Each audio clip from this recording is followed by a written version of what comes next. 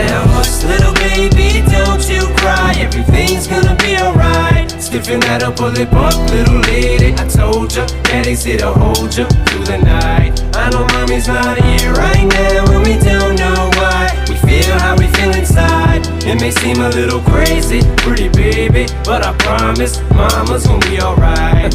It's funny, I remember back one year when daddy had no money. Mommy wrapped the Christmas presents up and stuck them under the tree and said some of them were from me, cause daddy couldn't buy them. I'll never forget that Christmas. I sat up the whole night crying, cause daddy felt like a bum. See, daddy had a job, but his job was to keep the food on the table for you and mom. And at the time, every house that we lived in either kept getting broken into and robbed or shot up on the block. And your mom was saving money for you in a jar, trying to start a piggy bank for you so you could go to college. Almost had $1,000 till someone broke in and stole it. And I know it hurt so bad it broke your mama's heart. And it seemed like everything was just starting to fall apart.